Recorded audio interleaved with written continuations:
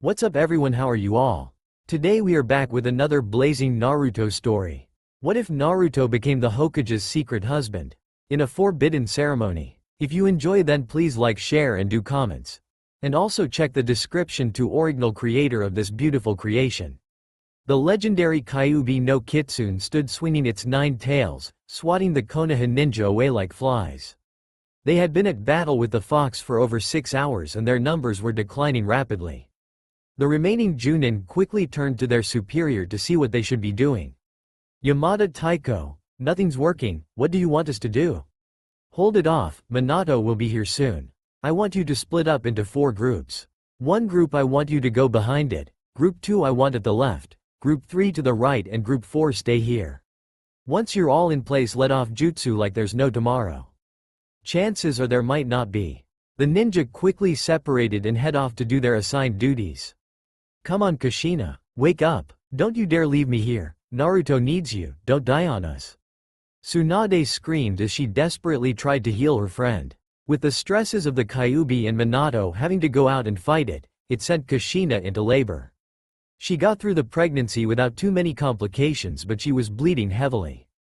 Transfusions were being done, but until they stopped the bleeding the blood wasn't going to stay. Tsunade continued to yell at the doctors and nurses for them to get more blood as she continued to try and heal the wound. She had come back to Konoha for the birth of her friend's child. Although she was keen not to come back, she knew that she had to be there for at least the birth.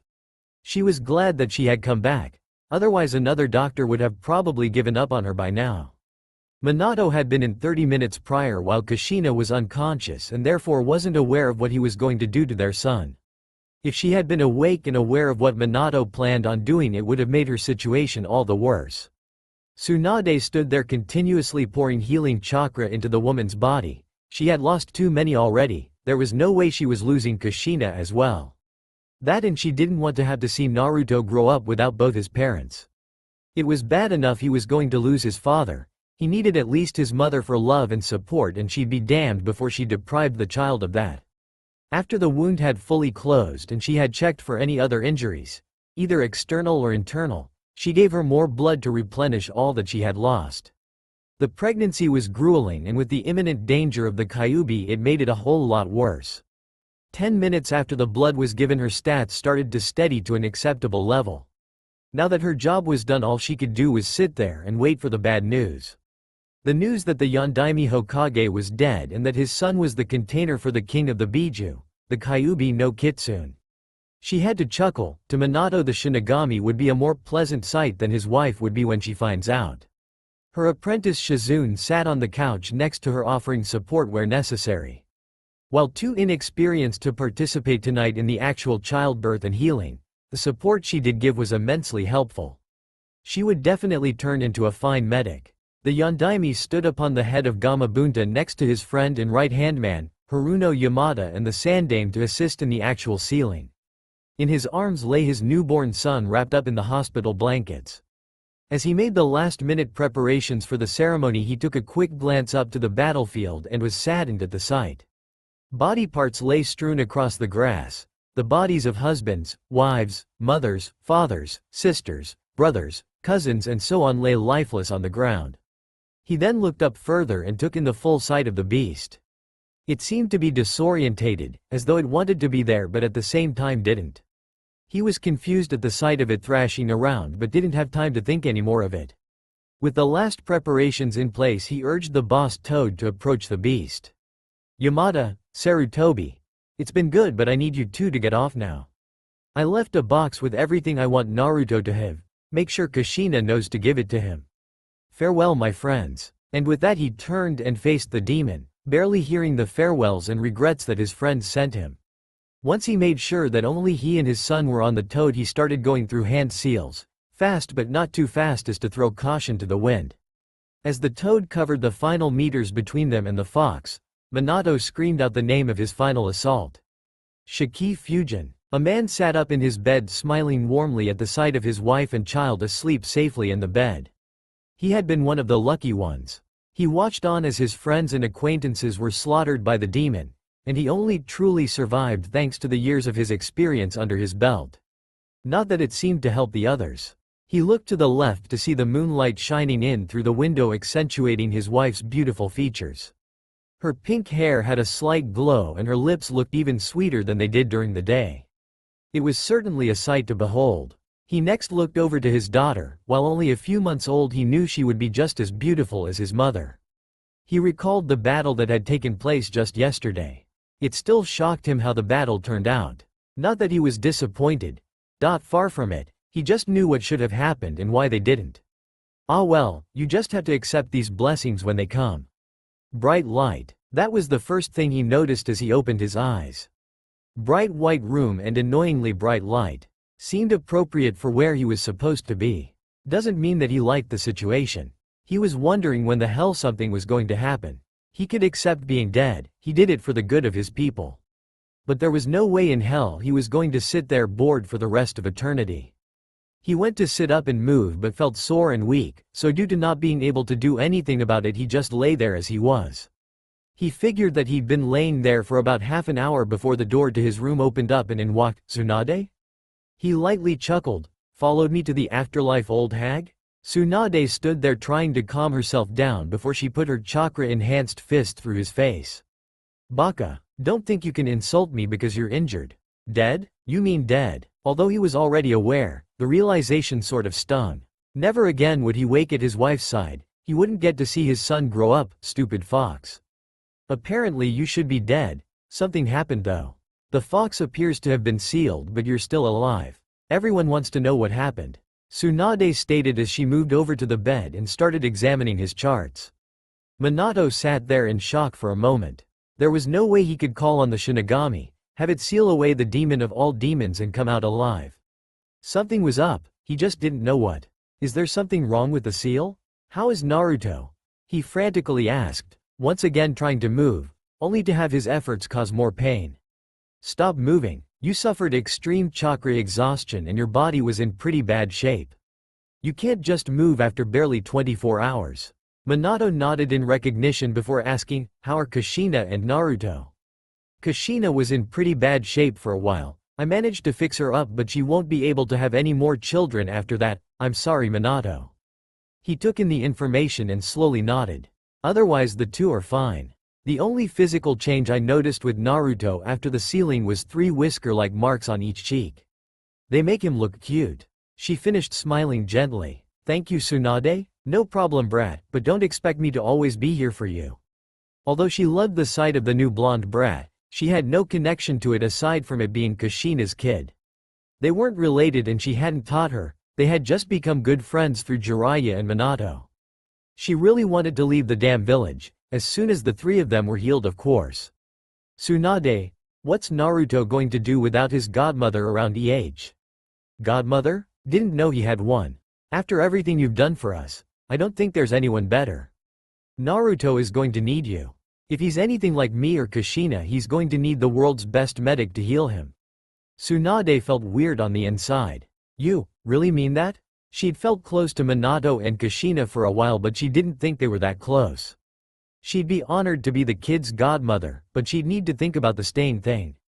Of course I do. You've helped us out a lot over the years. Without you or Jiraiya-sensei, who knows where we would be. Tsunade smiled as her eyes watered up. Thanks, kid. She then ruffled his hair. But I'm going to have to think it over first, okay? He nodded. I understand. She pulled the covers off of him to examine his body. What are you doing? He asked, alarmed. I'm a medic, Nin. You're hurt.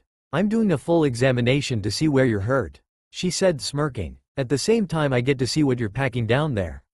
Meanwhile, Sarutobi sat in the Hokage's chair once again. One day back on the job and he had to deal with his prodigal student's defection. They had been suspicious of him for a while, but it wasn't until today when he had kidnapped Mitarashi Anko and fled the city that their worries confirmed. Sarutobi didn't have a chance to deal with him. He seemed to have disappeared in all the commotion with the Kyuubi and taken an innocent 7-year-old girl with him. They had completely searched the laboratory that they knew about, but apart from various bodies and body parts, nothing linking to his actual activities was found. A sick freak he is, but he's a smart one. He knew that any trace of evidence could have been dangerous for him, and as such he had cleaned up after himself well. Add that to the fact that he had to deal with the aftermath of the attack, things were never better. He had to make sure that the village didn't appear weak, so he had to keep accepting missions. He also had to assure that the Kyuubi was in fact defeated and that the Yondaime was still alive, just injured, which still puzzled the old man. He decided to leave the decision of whether to tell the civilians the truth about the Kyuubi up to Minato and Kushina. That was one decision that he wasn't going to make. Perhaps if things had been different he may have needed to. He was just glad they weren't. Hundreds of ninja died that night, and all were to be acknowledged at the memorial service within the next few days. The Namikazes were down to their final 3 members, and a couple of the other major clans weren't looking too good either. He was glad that Minato and Kushina had survived. He would hate to have seen what Naruto would have to put up with without them. He was just going over the plans for the memorial service when Jiraiya came bursting through his window. "Sarutobi-sensei? What are you doing here? Where's Minato?" Jiraiya asked, concerned. He was quite aware it was no easy feat trying to defeat a Biju and feared the worst. "Minato is in hospital. Tsunade is taking care of him as we speak," he said as he pulled out his pipe and lit it. He used the Shiki Fusion and sealed the beast into Naruto. Somehow he survived. No one knows how he did it. "He survived the Shiki Fusion?" he asked, shocked to the core. "There was no way you could survive that." Sarutobi nodded. "I want you to go to the hospital and visit Naruto and Kushina. She needs some support right now, and I would like you to check on Naruto's seal to make sure that there is nothing wrong. My fear is that if there was an issue with the technique, that perhaps the seal won't work as it was intended." "Right, I'll head there now." He quickly made his way to the hospital, not giving his sensei the chance to finish what he wanted to say. He still didn't know about Orochimaru. After checking to see what room she was in, Jiraiya quickly but calmly made his way through the hospital corridors looking for the room. When he got there, he opened the door and was greeted by the sight of Kushina holding Naruto in her arms, gently rocking him back and forth. As he walked into the room, Kushina looked up at him and smiled. "Hey Jiraiya," she said weakly. Clearly she wasn't at full health yet. "Hey Kushina, how are you both doing?" "I'm fine, well, getting there. Naruto seems to be fine too. I'm just worried about what could happen to him," she said as she continued to slowly rock her child. She understood why Minato had to do what he did. That doesn't mean that she was happy about it, especially not if something happened to Naruto because of it. Minato might have survived a meeting with the Shinigami, but that ain't got nothing on an enraged Namikaze Kushina. "Mind if I have a look at the seal?" "Minato would be better to check, but until he's healthy I can tell if anything's wrong with it." Kushina nodded. "Please." Jiraiya picked Naruto up and placed him in the crib at the side of his mother's bed. He unwrapped the blankets and gathered a little chakra into his hands. He then put his hands on Naruto's stomach and pumped a little bit into his system to make the seal visible. After a few minutes of examining the seal, he spoke. "There doesn't appear to be anything wrong with the seal. I can't see a problem with the Kyuubi's soul being sealed away, and I don't think that its influence should bother him. Of course Minato will have to examine it properly as it's his seal, but at the moment I don't think there is anything to worry about." Kushina leant over and gave the old man a hug. "Thank you Jiraiya." Jiraiya hugged her back and got a perverted grin on his face. "Any perverted thoughts and I'm gonna kick your ass, old man." That quickly put an end to said perverted thoughts. There were 2 females in particular that he was afraid of when it came to his perverse nature. Tsunade, his teammate, and Kushina, his apprentice's wife. Tsunade had almost killed him once after spying on her in the onsen, and if Kushina knew about what he was doing 9 months ago, the guy wouldn't stand a chance. "So little faith," he mumbled as Jiraiya walked to the door. "Are you going to be alright?" She nodded. "Yeah, just see how that baka husband of mine is going." Jiraiya chuckled. "Yeah, okay, I'll see you both later." He waved as he made his way out of the room. Minato would have got quite a beating from his wife had they both not been so injured. She told him what she thought of his actions, how she understood but wasn't happy about it. He told her that it was the only way for him to stop it, and if he didn't, Konoha would have been destroyed. After they vented, they walked home with Minato's arm around Kushina as she leaned into him while carrying their son. It was a beautiful sight, only enhanced by the cheers they received as they made their way through the streets on their way home. Minato had checked the seal and was happy to say that he also couldn't see anything wrong with it. One thing that did bother Kushina though, was that he wasn't sure what would happen when he could mold chakra. The seal's intentions were for the Kyuubi's chakra to combine with Naruto's as he got older, so that Naruto's chakra coils weren't overloaded at too young an age. Minato just couldn't be sure how much the Kyuubi's chakra affected him until he got older. He figured he could probably start training at about 6 or 7. He couldn't wait. When they were all told about Orochimaru's defection and that their suspicions on his experiments were accurate, well more than accurate, Tsunade, Jiraiya, Minato and Kushina were all ready to go kill the bastard, especially when they found out that he'd kidnapped a little girl. However, when logic returned to them, they realized that Minato and Kushina weren't back to full health and they didn't even know where the snake was. So it was decided to deal with him at a later time. Minato, Kushina, Jiraiya, Tsunade and Sarutobi all stood on the balcony of the Hokage's tower looking over at the village's people who he had called for. Despite protests from Kushina, Minato had decided to tell the people exactly what happened to the Kyuubi. Something he would live to regret. "People of Konoha," he yelled out. "1 week ago, we were ravaged by the Kyuubi no Kitsune. The village sustained heavy losses, but more importantly everyone lost someone close to them. This is a test to the strength of Konohagakure and we will prevail. I am here today to explain exactly how the Kyuubi was defeated. I have faith in all of you and I hope that it isn't misplaced." Murmurs went through the crowd wondering what the hell their Hokage was on about. It is impossible for a mortal to kill a Biju. Even louder murmurs went through the crowd. Minato held up his hands for quiet. "I knew that going into battle, the reason that our village is still standing is because of my son's birth." Cheers of applause erupted from the otherwise miserable audience. "Thank you, but to defeat the demon I used a forbidden sealing technique and with much regret sealed the demon's soul within my son." Gasps were heard from all over the crowd as they began to call for the child's death. "Kill the demon. Get rid of it while it's weak. Finish it off, Yondaime-sama." Kushina and Tsunade were in tears, Kushina more so, while Minato, Jiraiya and Sarutobi were absolutely furious. "Silence," Minato roared. "My son is not the demon. In fact, where he is, the demon can't affect anyone, not even him. He is the true savior of this village. Without him we would all be dead. If he weren't born that night we would have all been crushed." This didn't seem to satisfy the crowd as they continued to call for the child's death. "He killed my husband. I lost my husband and son to that beast. Kill the Kyuubi brat." Now the 5 standing on the balcony, along with only a few in the crowd, were absolutely disgusted with the way that the village was reacting. Sure, they had only recently been attacked by the beast, but isn't it easy enough to see that it's a plain innocent child? "It seems my faith and trust is misplaced. From now on I deem any mention of the nature of the Kyuubi's defeat an S-class secret, and any mention of it or attacks on my son will be punished by death. You're all dismissed." Minato turned back around to see Sarutobi looking quite disappointed, Jiraiya looking furious, Tsunade crying and Kushina. Dachi looked absolutely devastated.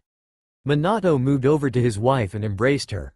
He was gently rubbing the back of her head as she choked out.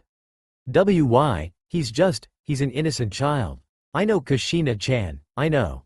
Minato actually expected the people to cherish his son as their savior, never had he been more disappointed. But that was his mistake to bear. Perhaps if he had just kept it quiet, made something up. But that wasn't who he was honorable and truthful and had trust and faith in people, evidently too much. "Why weren't we told of this first?" yelled Kaharu, the Hokage's advisor. "My priority was to tell the village first, something that I deeply regret," replied Minato. As much as Danzo wanted the boy for his rude Anbu group, there was no way he was going to bring it up with Minato. Danzo knew when was a good time to shut up. An arrogant fool he may have been, but even he knew he has no chance against Konoha's Yellow Flash. "I want to know here and now who supports me and my family, especially my son.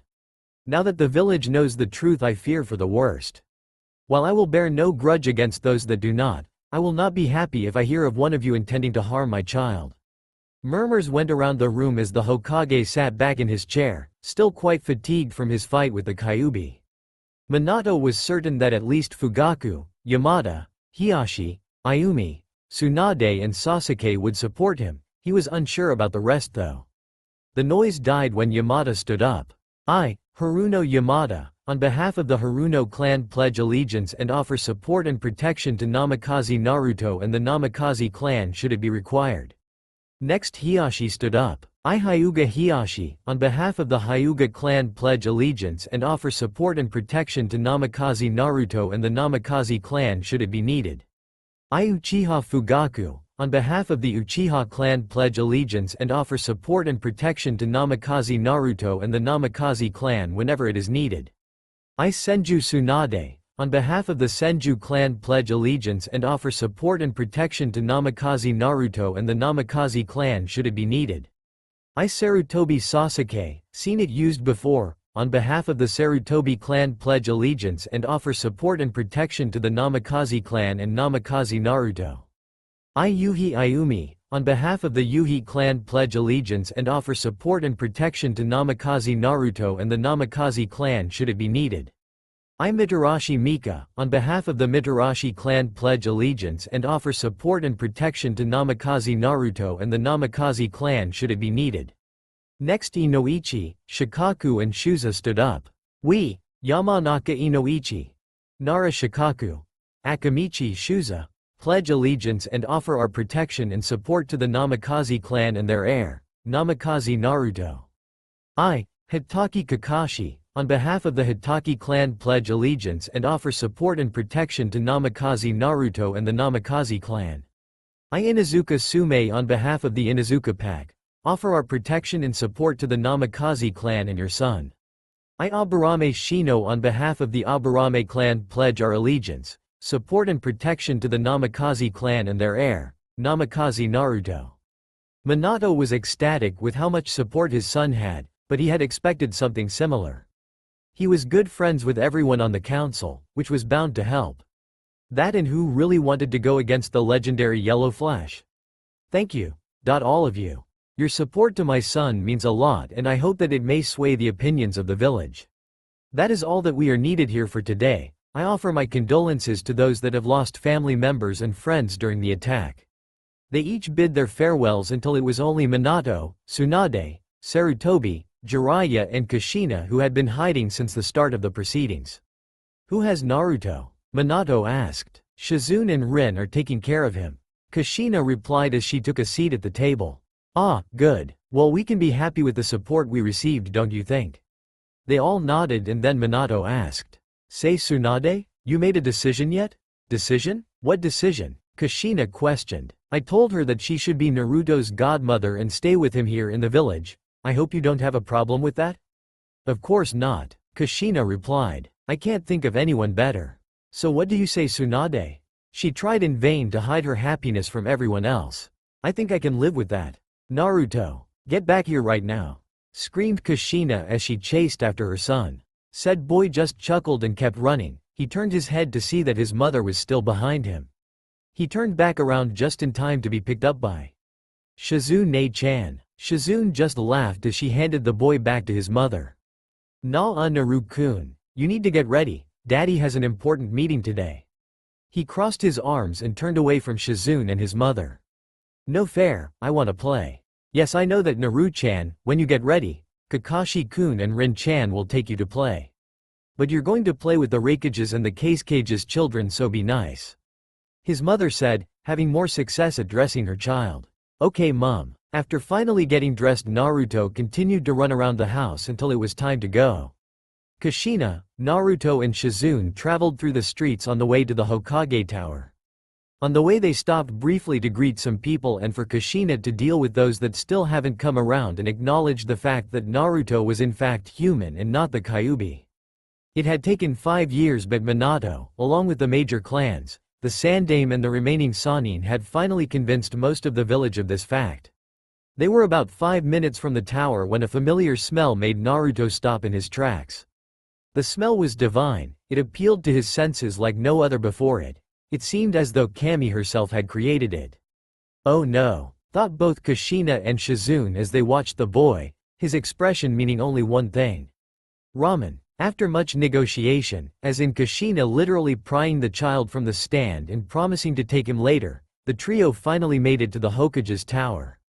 They walked up the stairs and onto the floor in which Minato worked, where they were greeted by the Hokage's assistant, some hussy in Kushina's opinion. Ohio, Kushina-sama, Naruto-sama, Shizune-san. Hokage-sama has been expecting you, please go right in. The assistant said, a fake smile plastered on her face. Why thank you, Kushina replied, almost sarcastically. They walked into the room to see Minato, Jiraiya, Tsunade, Sarutobi with the Raikage and the Kazekage and 4 other children. Greetings Kazekage-sama, Raikage-sama, I'm sorry that we were late, I had some issues getting Naruto ready. Tuyu-san, Ka-san didn't let me have ramen, he said pouting. Apart from Kushina, the rest of the room began laughing, dismissing the formal and uptight atmosphere that was once in the room. Oh well, I'm sure if you ask Kakashi or Rin they'll get you some. But for now, how about you go with Kakashi and Rin to the park and take Yugito-chan, Temari-chan, Kankuro-kun and Gaara-kun with you? Okay, where is Kakashi-ni-san and Rin-ne-chan? They should be here soon Naruto-kun, I told them to be here about now. Minato replied, dreading that Kakashi would once again be late. Just today, one day he hoped that his student decided to be on time. Oto-san, Naruto said in a hushed voice. What is it, son? I think they're hiding and kissing again. Once again the adults in the room started to chuckle.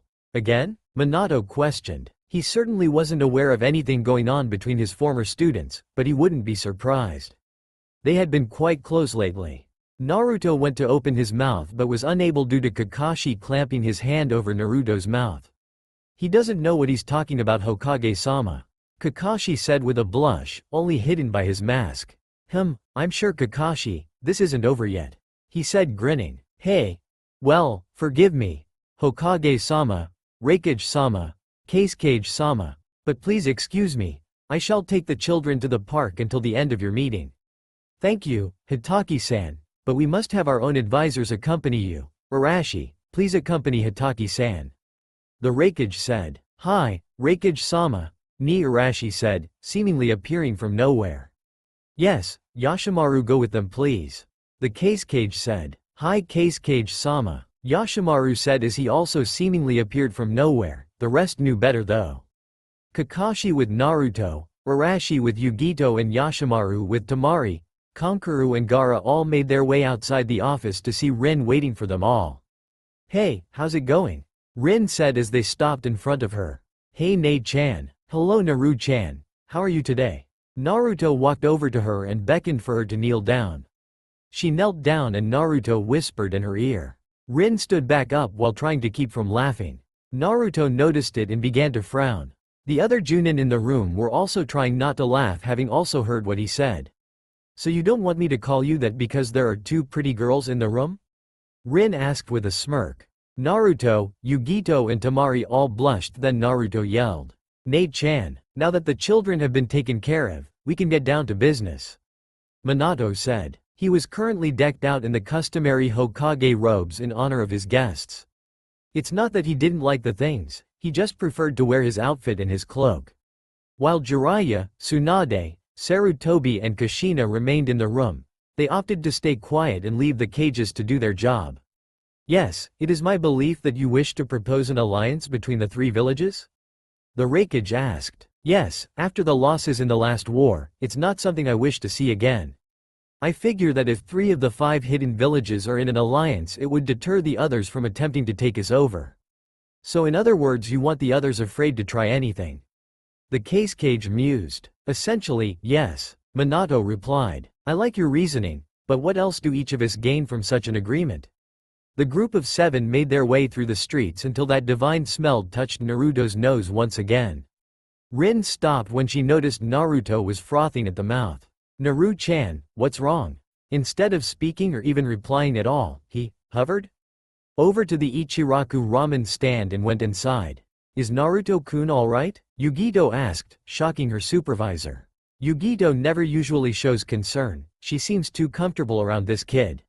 Yeah, the kid just has an unnatural addiction to ramen. Well, I'm hungry anyway, so we may as well get something to eat. Kakashi said as he started to make his way over to the stand. The others followed quietly, not even knowing what ramen was. They got inside and were shocked at the sight. Already the kid had downed 2 bowls and the owner seemed to be cooking more. Tucci, the stand's owner, just laughed at the shocked looks on the visitors' faces. I knew he was coming, you always had to be ready for this one. The others took a seat at the small stand, the adults opting to stand, while Tamari ended up standing too as the small stand only had 4 stools. So being the gentleman that surprisingly enough Jiraiya had taught him to be, Naruto stood and said, "Here Tamari-chan, you can sit here." Tamari blushed and said, "Thank you Naruto-kun." They all made their orders and waited for their meal. Kakashi stood there smirking. "Smooth Naruto, 5 years old and you already have the girl swooning. Ah, how cute." Rin thought, also watching the scene with interest. Tamari was actually quite shocked at the gesture. Back home in Sanagakure people stayed away from her because they are all afraid of Gaara. So she's a little foreign to these friendly gestures. "Naruto, how old are you?" Kankuro asked, speaking for the first time. "I'm 5, what about you?" Naruto replied, "Younger than me." "Damn, wait, what?" thought both Tamari and Yugito. Arashi and Yashimaru remained quiet during the exchange, examining the changes in the children's normal attitudes. The both of them were aware that none of them had any friends within their home village, Yugito and Gaara because of what they held and Tamari and Kankuro because they're Gaara's siblings. Arashi was happy for his niece while Yashimaru wasn't fazed. Once they find out what that monster really is he'll have no one again, he thought while he inwardly smirked. Turns out Yashimaru blames Gaara for his sister's death and while he seems to care somewhat for the child on the outside, if it weren't for that damn sand protecting Gaara, he'd be the one to end his life. "I'll have another Naruto special old man," Naruto called out from the ground. "Coming right up," Tucci called back as he went to make the order. "He has a dish named after him?" Everyone but Naruto, Kakashi and Rin thought. "Was that Naruto-kun I heard Tusan?" A girl who looked to be about Yugito's age said as she came through the back of the stand. When she made herself visible, even the older males had to admit the girl was quite attractive. She flicked her hair as she came to the front counter and leaned over to see if she could see Naruto. "Yeah, Hayayame-chan. Ohio, Naruto-kun. How are you today? And why are you sitting on the floor?"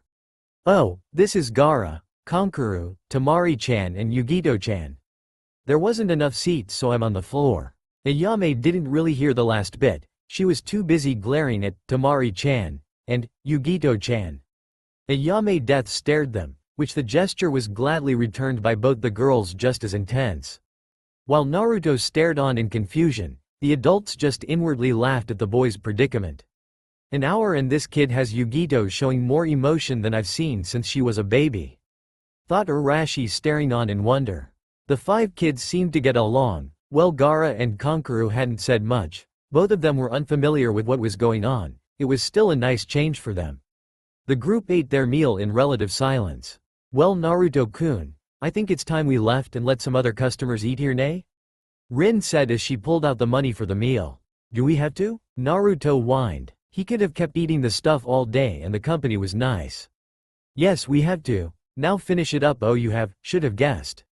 Before Rin could hand the money over Naruto went into his pocket and pulled out his Gama-chan, or as normal people would call it, a sad excuse for a purse, wallet. He pulled out some money and handed it over to Ayame. "There ya go Ayame-chan. Well let's go." "Naruto, where did you get that money from?" asked Kakashi. He knew for a fact that his parents didn't let him have much money on him, the kid's clumsy and is likely to lose it or blow it on ramen. "Oh, Oto-san gave it to me and said, give him a good time, or something." Not sure what he meant though. The adults snickered and ushered the children out of the stand after thanking Tucci for the meal. The meeting had been going on for a couple of hours now and they had been finalizing the stipulations for the alliance treaty. So far there didn't seem to be any significant downsides for anyone, and the strength of the combined forces would be quite impressive. They seemed to have come to a conclusion of that part when something surprised Minato. "Your son, Naruto, is the Jinchuriki for the Kyuubi no Kitsune, isn't he?" Although unknown to the others, the Raikage has had his fair run-in with the Biju and knew that it couldn't be defeated by humans, that and he had noticed a couple of fox-like traits about the boy. "What makes you think that?" Minato asked, not trying to give anything away. The last thing he wanted was foreigners learning of Naruto's situation, and trying to manipulate the potential power for their own. His son was no tool and he didn't deserve to be treated like one. "You could say I've had a run-in with a Biju before and I know they can't be defeated. You're a seal master so it makes sense." The whisker marks on his cheek do nothing to hide the fact either.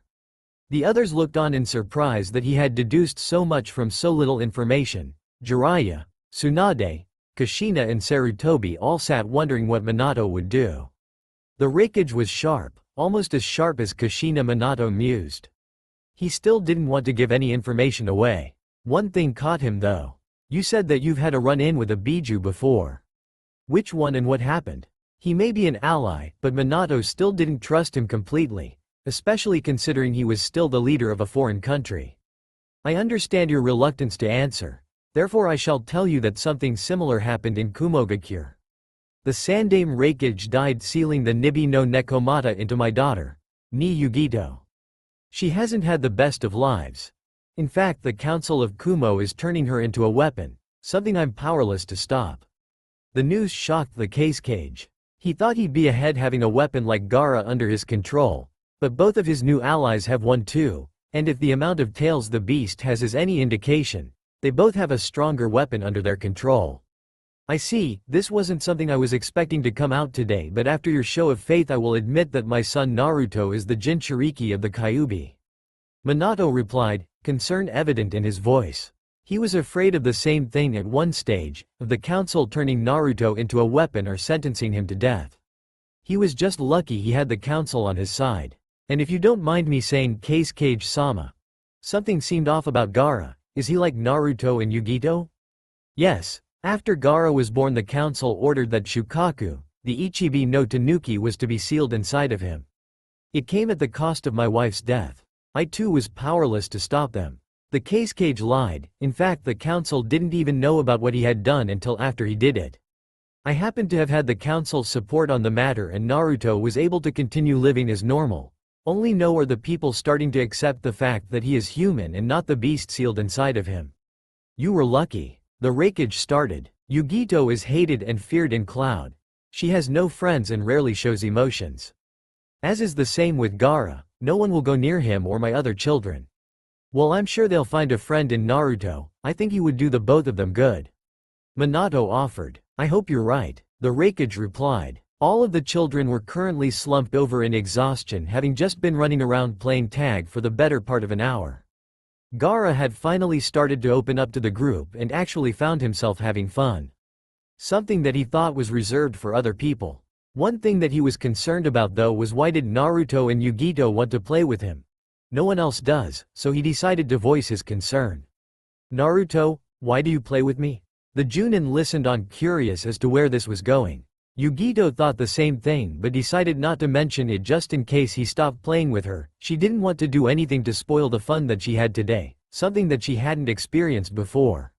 Because you're my friend, and you're cool to play with, Naruto said. While seeming just like an offhand comment to Naruto, those words meant a lot to Yugito and Gaara. Friend? Do you like me? You want to play with me? Gaara asked, really not believing what he was hearing. It was certainly a different feeling for him. Of course, why wouldn't I want to play with you? Naruto asked, genuinely confused as to what Gaara was on about. No one else does, I thought you would be the same. Gaara replied, opting to look down at the ground. He tried not to let it show, but not having any friends to play with and even his brother and sister normally fearing him. It hurt a lot. Why doesn't anyone else want to play with you? You're really cool and nice. Yashimaru didn't like where this conversation was going and feared for the worst. He didn't want information on Gaara getting out as per the wish of the Hokage, but the truth was he was scared of Gaara as much as everyone else was.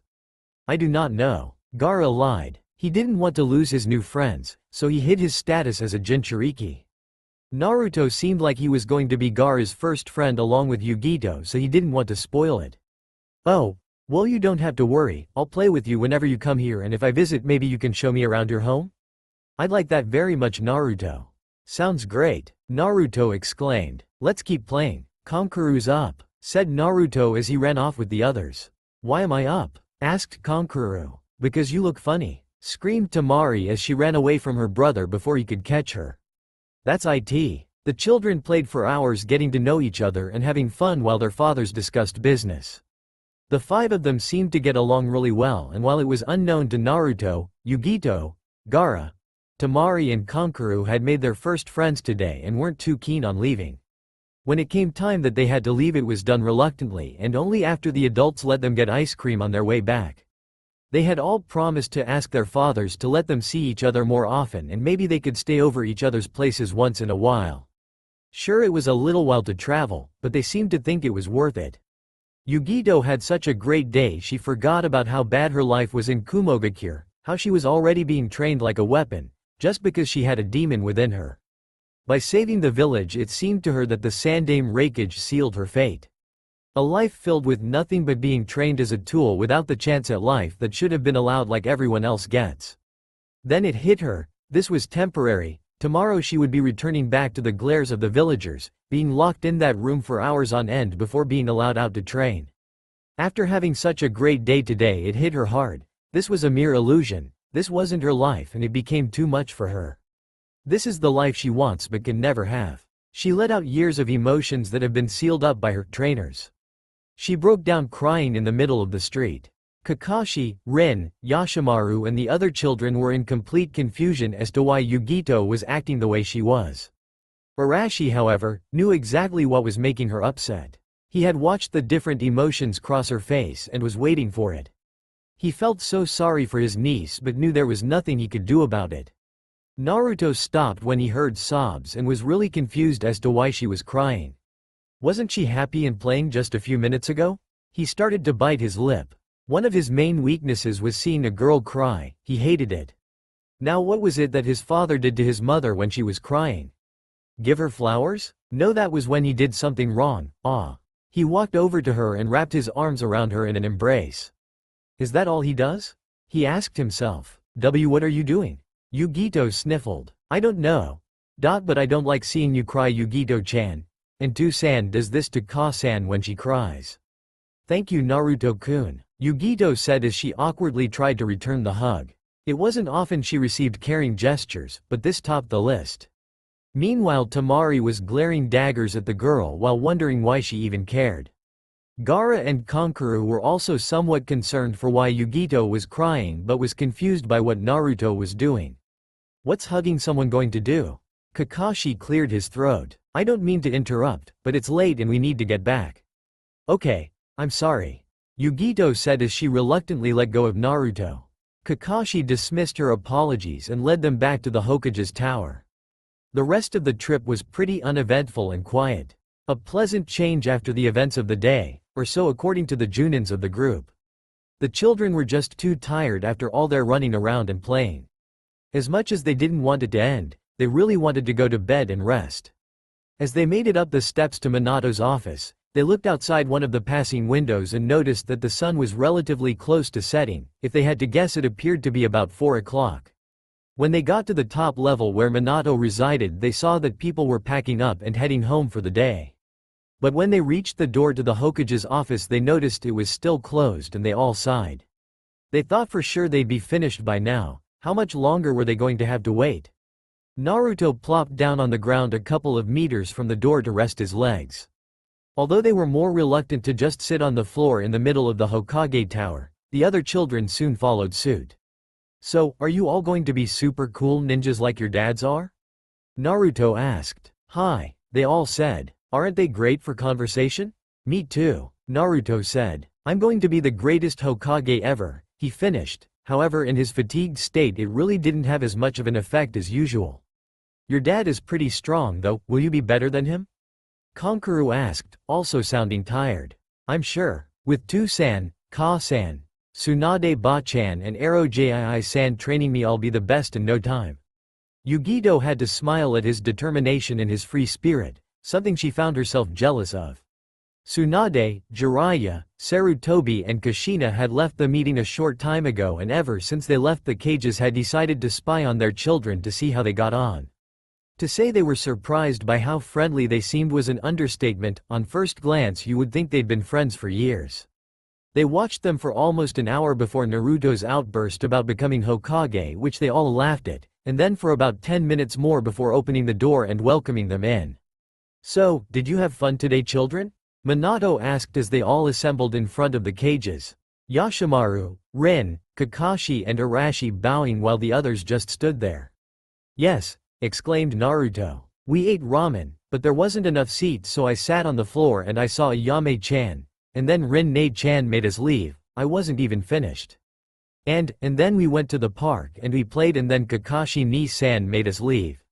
But we all got ice cream on the way back. I had chocolate ice cream and it was yum. Naruto finally stopped for air and to let the others digest what he said. Well, you certainly sound like you had fun. Are you all tired? The Hokage asked. He received 4 nods and a sort of. "To-san, can we please get ramen before we go home?" The adults in the room chuckled while the children thought, how much of that stuff can he eat? We'll see, son, we'll see. Well, I think that's everything that we needed to do here. Would you like to do this again sometime, kids? Minato asked, already knowing the answer to his question.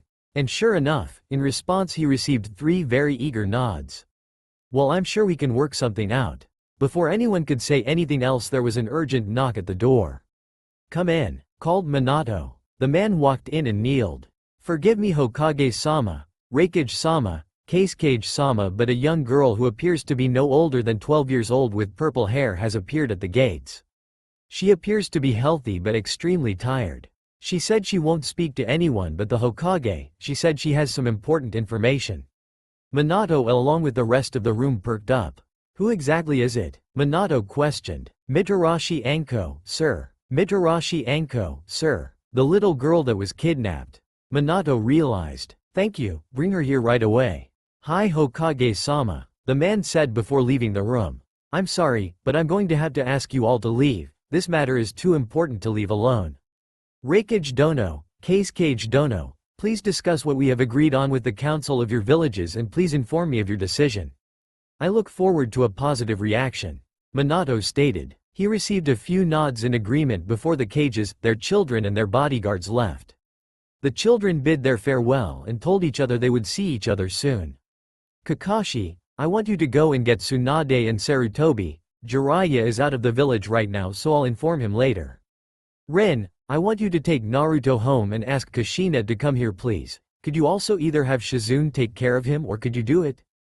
"Hi, Minato-sensei," they both said. "Naruto, I need you to go home with Rin and do what she says. I'll speak to you later, okay?" "Okay, To-san," Naruto replied. He went and gave his father a hug and left the room with Rin. Kakashi shunshined away to retrieve who he was told to. Apparently something is going on between Kakashi and Rin. Seems as though Naruto caught them in the act. Kushina said, giggling like a schoolgirl. Not long after she had returned from the meeting, Yuhi Ayumi, one of her best friends, came over with her daughter just to catch up. They had been catching up on the town gossip for a couple of hours. Meanwhile, 12-year-old Kurenai just sat there next to her mother, bored out of her brains. She wasn't even sure why she was there, but her mother had dragged her along and now she just had to put up with it. But she was so goddamn bored. She looked around the room while the women were gossiping like teenagers, quite pathetic in Kurenai's opinion. On the wall immediately to her left was a large and seemingly recent family portrait with a tall man, a little taller than 6 foot, with long, unruly blonde hair in a ponytail going down to his back and beautiful blue eyes. He wore a standard Junin outfit with a white cloak over it that was opened at the front and went down to his feet. She could see a bit of writing on the back but couldn't see enough to make out the writing. She would have to read it the next time he saw her Hokage, she figured. On his forehead was the traditional Konoha Hite 8. On his left was a smaller woman, perhaps 4 or 5 inches smaller than her husband. She had beautiful red flowing hair that went to her mid-back. Kurenai thought that even in the photo she has some of the deepest and beautiful green eyes that she'd ever seen. She was also decked out in her standard clothing consisting of a white sleeveless undershirt and over it a long black dress, with a Whirlpool Hite 8 on her left arm.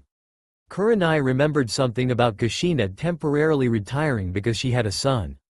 That would explain the lack of ninja clothing. In between the two was a little boy decked out in a plain orange shirt and black pants. Like his father, he had beautiful blue eyes, but he had short spiky blonde hair rather than the ponytail that his father has. They look really happy, Kurenai thought, staring at the picture a moment longer before moving on. The next picture she saw was a slightly smaller one with Minato, Kushina and Naruto in more casual clothes, as well as another family she didn't know. The man in the photo had short, well-groomed brown hair, green eyes and glasses. He had a brown sweater on and long black pants. Next to him was a woman with pink hair that went down to her shoulders. She had blue eyes and wore a long red dress. There was also a little girl in the photo who looked to be about Naruto's age. She had pink hair like her mother, but her eyes were green like her father's. She wore white shorts and a baby pink colored shirt. The six of them looked to be enjoying themselves. She was cut from her gazing when the blonde boy from the photos and Haruno Rin walked into the living room. "Who is Anko?" Rin-ne-chan. Naruto asked as they walked away from the Hokage's tower towards the Namikaze estate. "She's a girl a bit older than you. That's all I can tell you, you'll have to ask your father for anything else." Rin replied. She wasn't sure if she was allowed to say anything, so she just decided to keep her mouth shut. "Please Rin-ne-chan, I won't tell anybody. Promise." "No, you'll have to ask your father later, Naru-kun. Now come on, we need to get you home." "Okay, I'll just annoy Toussaint later." Naruto resigned himself to the fact that he wouldn't get the information out of Rin. She was as stubborn as his mother, a fact he knew too well. As they made their way through the gates, Rin was still amazed by the place. The main house was at the back of the compound and there was about 10 other houses scattered around. The smaller houses belonged to the other clan members that used to live there, while the main house was reserved for the clan head. While the main house was occupied by Minato, Kushina and Naruto, after the Kyuubi attack and the Namikaze clan being all wiped out aside from the three of them, Minato had offered a house each to Kakashi, Rin, Tsunade and Shizune, and one to Jiraiya whenever he was in the village. They all took up the offer, but Tsunade and Shizune shared the one house. At the time she was too young to be out on her own. The normal houses were each 2 stories and had about 4 to 5 rooms per house. The main house, however, was about 3 stories and had about 12 rooms. The main bedroom was the size of 2 of the normal size rooms and had a walk-in wardrobe and ensuite. The ensuite had 2 sides, one for her and one for him. Throughout the house there were polished floorboards and marble staircases, beautiful glass chandeliers and nice wooden furnishings. Some may say it's a little excessive. It's clear that the clan founder liked to live big. There was also a dojo on the middle floor, and next to that was the Namikaze personal library filled with notes, jutsu scrolls, and scrolls on different fighting types and styles. The two of them passed the protective seals and barriers in place to only let family and very close friends through, unaccompanied of course, and made their way through the door. They headed straight to the living room where they heard Kushina's voice. As soon as Naruto walked into the room, he stopped. In front of him was one of the most beautiful girls he'd ever seen. She had ruby red eyes and long curvy brown hair that came down to her mid-back. She had on a tight light green sleeveless shirt, which seemed to be showing her undeveloped chest off. She had black shinobi pants on and standard black shinobi sandals. Kurenai noticed Naruto staring at her and had to blush. He looked quite similar to what he did in the picture, except today he wore a dark blue shirt and it looked as though someone had tried to brush his hair. What a cutie, she thought. Sorry to interrupt, but Kushina, Mitarashi Anko has returned and Minato-sensei requires your presence. That poor girl. How is she? Ayumi asked. I'm not sure, all I know is that she has returned and she should be at the Hokage's office soon. He asked me to look after Naruto while you were gone. I can do that if you'd like. Ayumi offered. Thank you Ayumi, that'd be great. Rin, I want you to come with me. You and Kakashi can make sure no one else finds out about this and no one else can come in until we find out what's happened. The last thing we need is someone barging in and accuse her of being a traitor. I still can't believe her own clan were the ones to name her one. Hi, well we better go. You be a good boy Naru-kun. What would Yugito-chan, Tamari-chan, or Sakura-chan say? Rin said with a wink. Kurenai didn't get it, but the others that had seen Naruto almost drooling over her did and inwardly laughed. I'm going Naru-chan, so be a good boy for Ayumi and Kurenai-chan ne? Hi, Ka-san. With that Rin and Kushina left for the Hokage's office, leaving Ayumi with Kurenai and Naruto. Ayumi he had met before, her and his mother would always catch up, but it was usually during the day when the academy was on, which is where Kurenai had been for the past 4 years. She would be going for her genin exam in a month and then she could become a great kunoichi like her mother.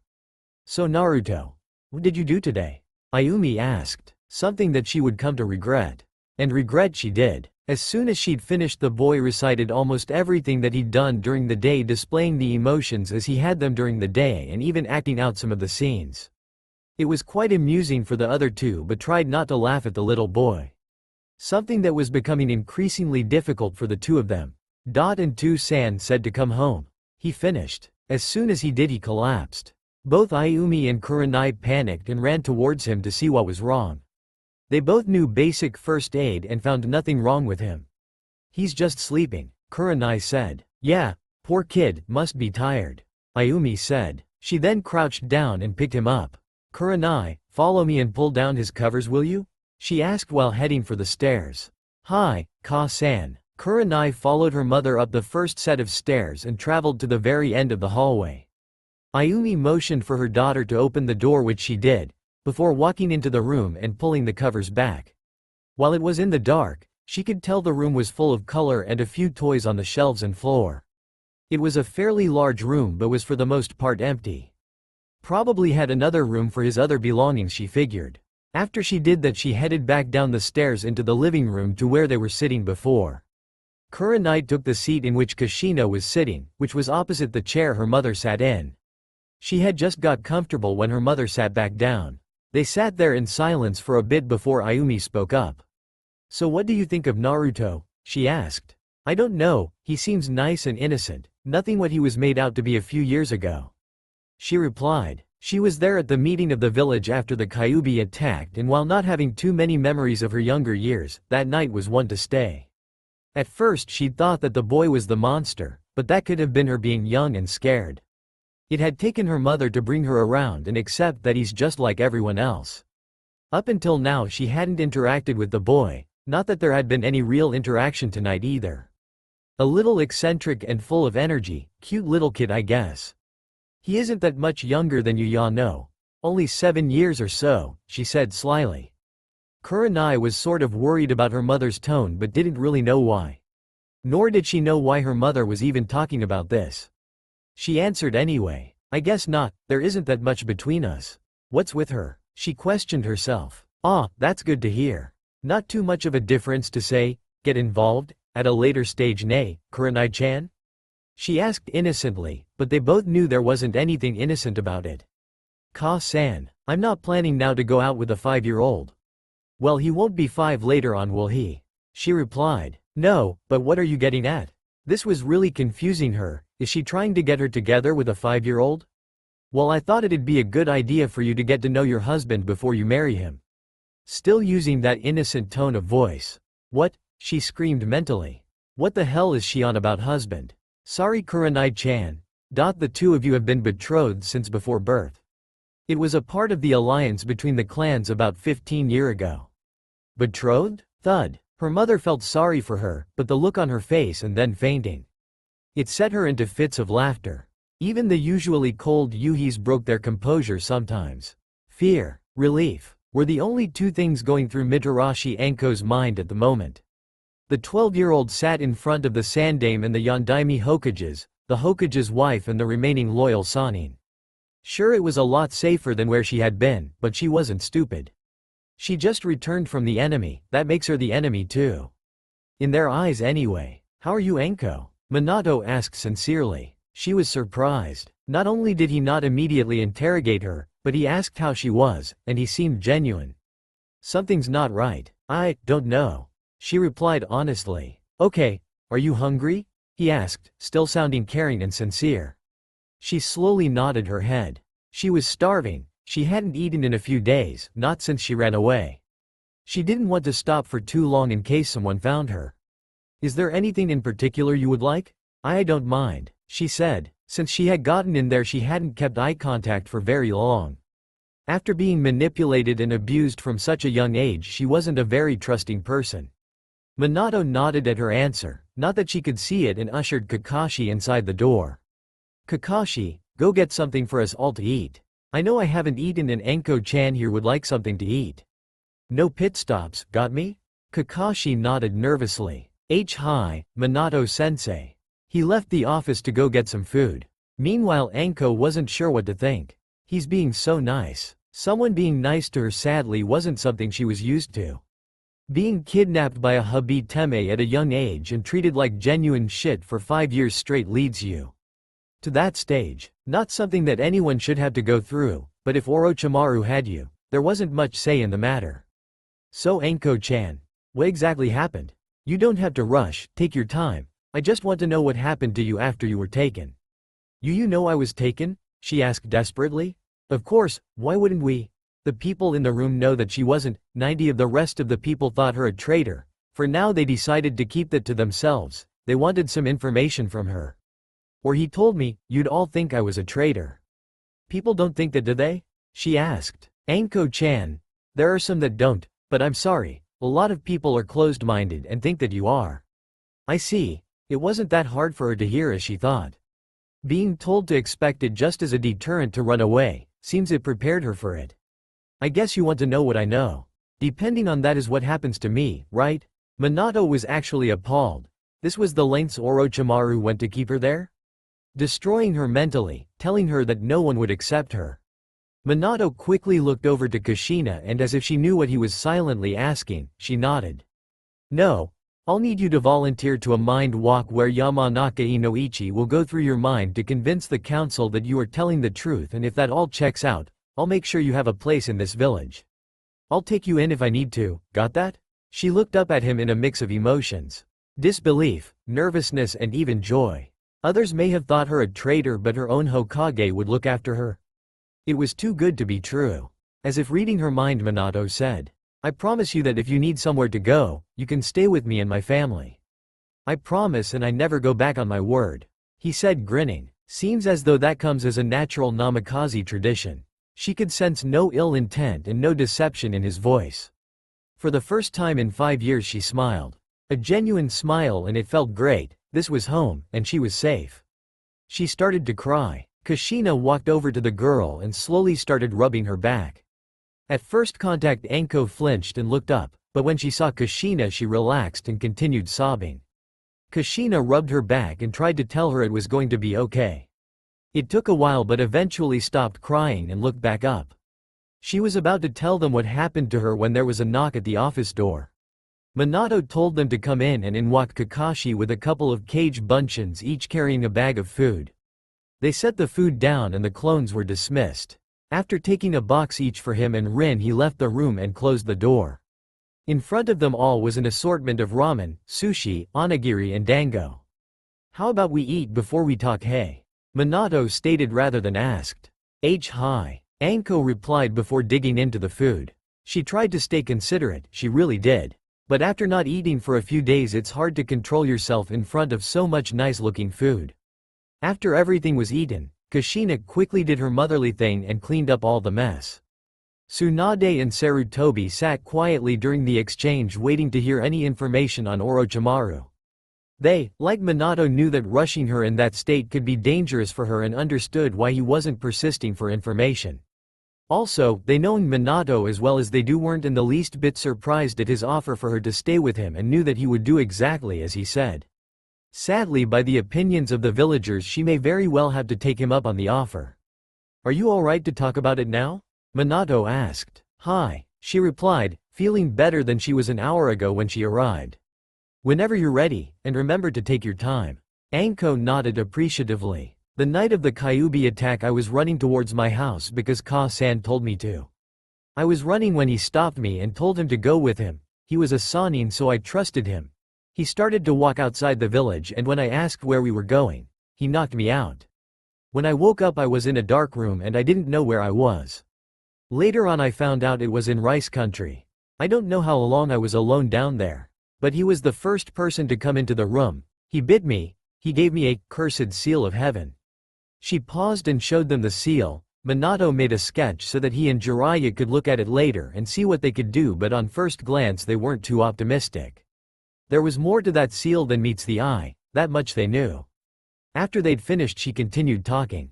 I remember a lot of pain, and when I woke up I felt a lot of power, but it felt evil. My body was covered in swirly sort of marks. It didn't feel right and I tried to avoid using it as much as I could. After that day I was trained by either him or a couple of other men. I was never told their names. While I was there we moved a lot, to other bases I think. He seemed to have experiments set up at each one, some on tables, some in tubes. There were bodies and parts everywhere. She shuddered. Similar to the one just near here. thought Minato, Kushina, Sarutobi and Tsunade.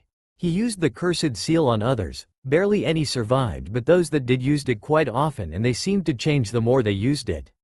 They were powerful, but I still didn't want to use it. We kept moving and he would train me a little until a few days ago where he left, I had to run. I went into the room where all the maps and information was and sealed as many scrolls as I could. She pulled out a scroll and handed it to Minato. I'm not sure what's in there, I just grabbed what I could. Minato smiled at her. Anko-chan. You made a big gamble doing this, and these scrolls may just help protect our village. Thank you, although you will still have to go through the mind walk and people may not trust you. Know that by giving me these you have gained my complete trust, and if there is anything I can do for you, let me know, okay? Minato said, hoping that there was something he could use in the scroll. Anko nodded. Thank you very much, Hokage-sama. She replied, but what happens now? Will I go back to my house? Anko, I'm so sorry, your parents, they were killed on a mission about 2 years ago. Minato gravely responded. Tears trickled down her face again. I see, will I go back to my clan? She'd prepared for her parents' death or not accepting her back. She'd had nightmares and tears before, she needn't cry anymore. Your clan believes that you left on your own free choice, and I'm sorry, but they said on the chance that you return you won't be allowed to return. That was something else she expected. Housing a traitor within your compound wouldn't look good for the clan, so it came as no surprise they wanted nothing to do with her. Anko. Kushina spoke up for the first time. We mean it when we say you can come with us. We couldn't let you go out on your own, and after what you've handed over, it's the least we could do. They were being serious? She looked up at Minato hopefully. He smiled and nodded in agreement. Anko smiled back and thanked them. Thank you Hokage-sama, Kushina-sama. I promise I won't cause any trouble. They're somewhat used to trouble, that's something you don't have to worry about. Tsunade said. Aside from Anko they all chuckled, and when Anko looked at them questioningly Tsunade said, you'll find out later. Anko nodded her head and sat back in her chair, finally comfortable with her surroundings. She had the Hokage protecting her now, and not even Orochimaru could hurt her. Things were going to be good in Konoha. She was about to ask if she would be going there tonight when there was an urgent banging on the door. Kushina quickly hid Anko and nodded to Minato. Come in, he called. In rushed Hyuga Hizashi, brother to Hyuga Hiyashi, the Hyuga clan head. He bowed low before saying, Hokage-sama, about 20 minutes ago there was an attempted kidnapping on Hinata-sama. What? Who did it? Did you catch them? Minato asked. Hi, Hiyashi-sama caught him. Hokage-sama, it was a Junin from Kumogakure. In rushed Hyuga Hizashi, brother to Hyuga Hiyashi, the Hyuga clan head. He bowed low before saying, Hokage-sama, about 20 minutes ago there was an attempted kidnapping on Hinata-sama. What? Who did it? Did you catch them? Minato asked. Hi, Hiyashi-sama caught him. Hokage-sama, it was a Junin from Kumogakure. Things just aren't going to end today, are they? He mumbled. Okay, I'll head over there right now. Tsunade and Sarutobi, I want you to go and get the Raikage, if he's still there. I'm not sure if he was the one to order the attack, call it a gut feeling. Kushina, you can go home. It's been a long day and I'm sure that Shizune or whoever is looking after Naruto would like to go home, and also take our guest home. Hizashi, where have you got him? Minato said. We have him in the Hyuga council room Hokage-sama. Hizashi replied. Right, let's go. Minato and Hizashi immediately left, followed by Tsunade and Sarutobi. Kushina went and got Anko from the corner and walked out of the office. Anko was amazed by the houses around Konoha as they made their way towards the Namikaze compound. It had been 5 years since she had been in Konoha, and since then, had been staying in various underground bases of Orochimaru's. When they got through the gates to the Namikaze compound she was amazed even more, but not as much as she was when they reached the main house. It's massive, she thought. Kushina smiled at her expression. I guess you don't realize how big and nice it is when you've lived in it for this long. They walked inside, and after standing there at the entrance admiring the view, Anko followed Kushina throughout the house. I'll give you a proper tour tomorrow, Anko-chan. For now, you're probably quite tired. Anko nodded. Well, we'll get you into a room and you can fix it like you want in the next couple of days. She nodded sleepily. Kushina giggled. Okay Anko-chan, here's your room. Kushina opened the door and walked in with Anko following. It was one of the larger rooms, about the same size as Naruto's. It was quite plain, though only being a guest room.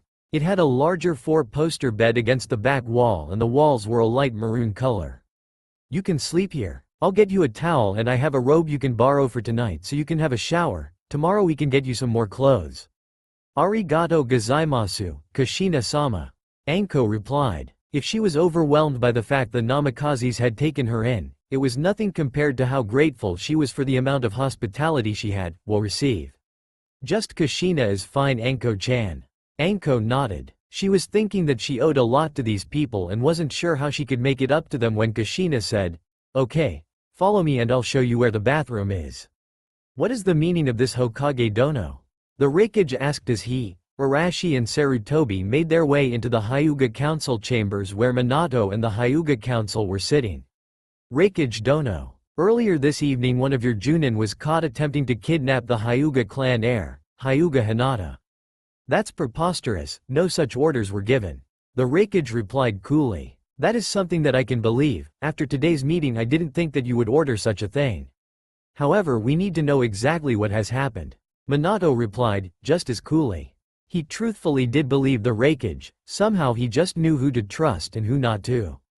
Perhaps it was the turmoil of the children that they had in common, but Minato felt he could trust the guy. Not too much as he was still a foreign leader, but he could believe his word. "Thank you Hokage dono, your trust is not misplaced. Where is the person who has been accused?" "He is in here," he said, pointing to a door to his left. "I'll understand if you would like to take out the interrogation yourself, but Hyuga Hiashi and myself will need to be present for the proceedings." "I understand perfectly Hokage dono. Shall we find out exactly what has happened?" "Yes, I shall lead the way." Minato and Hiashi got up and led the Raikage and Arashi into the room where the Kumo Junin was located. The man was tied to a chair with wire and Hiashi had sealed all the tenketsu points in his arms and legs so he couldn't move. When they all walked in, the man spat in the Raikage's direction. Arashi stepped forward but the Raikage held up his hand. "No need Arashi, he'll be put to death soon enough." Arashi nodded and stepped back. "Hiashi," Minato said, "I believe you should be able to tell if this man is deceiving us?" "Hi, Hokage-sama," Hiashi replied. He activated his family's bloodline, the Byakugan, and observed the man's chakra and nervous systems. Hiashi, being as good as he was with the Byakugan, could also observe the nervous system as well the chakra paths. He could also detect the slightest change in one's facial expression or detect any movements that could indicate someone trying to lie. "Hamura?" the Raikage questioned. "I won't tell you anything," the now called Hamura replied. He'd promised his master not to talk and that was something he was one order he was going to carry out. "Chikanawa Hamura, a rookie Anbu, what are you doing here?" the Raikage asked. He knew for a fact that he didn't have any Anbu escort, so the appearance of one seemed quite odd. "I won't tell you anything, you're a weak cage. Yahara-sama would make a much better Raikage," the man replied. "Yahara? As in Yamanaki Yahari?" Minato asked. He had met with Yahari in the last war. The man was strong and worthy of respect. He was one of the last in the platoon sent against Konoha. Minato and the Legion of Konoha ninja he had accompany him had let him live in order to deliver a message to the Sandaime Raikage. Yes, he is now the head of Kumo's Anbu. So this was his doing? Did he order this upon you? The Raikage asked. He had never completely trusted Yahari, but never before had he any evidence to do anything about him. This would signal the end for him if this was his doing. Yahari-sama will get the Byakugan, and he will destroy Konoha. Well, it seems as though the guy was good at following orders. Hyuga-san, does this man lie? The Raikage asked seriously. Betrayal right at the top would not look good for the Raikage, and he wanted to make sure there was no deception by this man before he acted upon this new evidence. This man has spoken nothing but the truth, what he truly believes anyway. I request that I be the one to end this man's life, Raikage-sama? Hiashi asked hopefully. This bastard had tried to kidnap his daughter and he wanted to make him pay for it.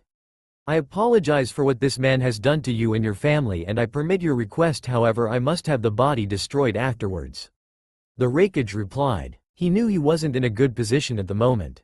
While in Konoha, one of his own men had attempted to kidnap one of the most prestigious clans of Konoha's heir. He was more than aware that reparations would have to be made to satisfy the Hokage and the Konoha Council. Hokage Dono, I must apologize for what has taken place here this evening and I must insist that I knew nothing of this. However, I understand that to please both yourself and Konoha's council, reparations will need to be made. Minato knew that reparations would indeed have to be made, but he didn't think that the Raikage would be the one to put the issue forward. That is true, Raikage Dono. While I myself am pleased knowing that you didn't have anything to do with the attempted kidnapping, it would be improper to let this issue go without something in return. It is the whole of Kumo we will be allying with after all, not just yourself. Of course. Perhaps we should continue this discussion in your office, Hokage Dono? Yes, Hiyashi, after you have taken care of this man, hand him over to Arashi-san here so he can dispose of the body. Hi, Hokage-sama. Then we shall go. Arashi, dispose of the body and once you are done wait outside the Hokage's office for me to finish. I shall let you make an offer, Raikage Dono. Minato said. They had just returned from the Hyuga mansion and Minato especially was quite tired. It seemed to be one thing after another today, he thought. Hokage Dono. I ask you for a favor that will hopefully be appropriate to ensure our alliance stays intact. The Raikage said carefully. He was going to approach the Hokage about this at some stage and if it could solve the knight's issues, he hit two birds with one stone. So it's something that benefits us both? Go on, Minato said, intrigued. What could he have that us getting helps us and him getting rid of it helps him? He pondered. Earlier in the day I explained to you the hardships that my daughter Ni Yugito goes through in Kumogakure no Sato, simply because she is the Jinchuriki of the Nibi no Nekomata. Minato nodded. He knew where this was going. By you handing her over as a reparation for tonight's acts, not only do we gain a potentially strong ninja, but also your worries are alleviated because your daughter could have a better chance here where people don't know of her status. That's correct, Hokage Dono. I thought by you being a similar situation you would have similar thoughts if your son went through what Yugito does. I appeal to you both as a father and a Kage to please accept this. Your council would no doubt approve? Minato definitely knew where the guy was coming from and he was right when he said he'd try anything to help Naruto out if he was forced in a similar situation. It was just sad she had to leave her home to do so. I do see where you're coming from, and for Yugito's sake as much as the sake of our alliance I accept your offer. The Raikage relaxed. Thank you very much, Hokage Dono, you do not know how much this means to me. I just hope that she has a better life here than she did in Kumo. She will. The council will be the only people to learn of her secret and they will be sworn to secrecy. I must also ask of you to not spread Naruto's status as the Jinchuriki of the Kyuubi. The people are forbidden from speaking of it in this village, you see. Of course, I wanted to have something similar but I didn't have the council's support, something I hope to change. What will be her arrangements? He asked. I'm turning into a charity case. Minato sighed mentally. I know the pain of a Jinchuriki through the experiences of my son and if he were subjected to what she was I understand he would be a mental wreck. Am I right in assuming this of Yugito? Somewhat. Only recently have they started training her into a weapon. But even so, that combined with the hatred of the villagers, she is not completely stable. I see. She shall reside in my household. I believe her and Naruto got along well. Thank you. Minato nodded. Usually children start at the academy at 8 years old, however I think it's best if she is held back from the academy for a little bit to adapt to life in Konoha and to get her back on track mentally. I agree, Hokage Dono. May I request one thing more of you? Minato nodded. She seems more comfortable with your son Naruto than I have ever seen her with anyone else. Would it be too much to ask for her to be kept until his class at the academy? I can arrange that. But I can't guarantee they will be on the same team. I can't have overpowered teams. I understand that. I thank you for everything. I hope that Yugito does Konoha well. The Raikage said. I hope that Konoha does Yugito well. As do I. We shall officiate it tomorrow morning before I leave. Yes, please meet here with Yugito at 9 tomorrow morning. It shall be done. Thank you again for everything you have done, Hokage Dono. The Raikage said. He then stood and bowed to Minato. Usually one Kage would never bow to another, but the Raikage was in Minato's debt and was extremely grateful for what he had done. I'll look after her, Minato said as he also stood up. I know. Quadruple A, Naruto said, moaned as he stretched his tired body. Yesterday had been a big day for the kid. While he had a lot of stamina and would usually just keep going and going and going, playing all day the day before seemed to tire him out. He hopped out of bed and noticed that he was still in his clothes from yesterday. He didn't remember actually falling asleep. All he remembers is talking to Ayumi and Kurenai and then nothing. He shrugged. Didn't matter, he figured. He moved over to his wardrobe and opened it. He searched the rack until he found his favorite shirt. An orange one with a picture of a frog on the front. The frog on the front reminded him of Gamakichi, one of his father's younger summons. He loved his father's summons. He remembers the time when he first rid on Gamabunta. It was only a few months ago. He slipped the shirt on, walked out of his room down to the living room. Waiting for him, sitting on the two-seater lounge, was his mother and father, dressed rather formally, which wasn't anything unusual. Some days they had formal things they needed to do, and because his mother had retired from being a ninja after his birth, she was generally Minato's assistant at the office when she wasn't looking after Naruto and would often attend those formal meetings. Something he would soon learn was that today was going to be a little different for him. He sat down on the other lounge across from his parents, looking quite sleepy, and his eyelids dropping every few seconds. "So Naruto-kun, you met Kurenai yesterday. How was she?" Minato asked, innocently. "She was pretty nice," he said, the last bit rather quickly. They preyed on his weakness. He really wasn't aware of anything once he woke up, not until he got his ramen into him, which would often have to wait until he was free of his mother's reign. She didn't like him eating the stuff, said it would stunt his growth. Minato and Kushina smiled. "That's nice, son," Minato said. "Would you like to marry her?" Minato asked. "Nani? I'm 5 years old, I don't want to be tied down and married." Nagging women. Naruto. Kushina screamed before lunging for her son. He quickly dodged to the side and ran off out the door. "See y'all later," he called. "Oh no you don't," Kushina screamed back before she chased him out of the door. "They're both exactly the same, both children," Minato mumbled. "Minato." "Yes dear," he called back before he too joined the chase.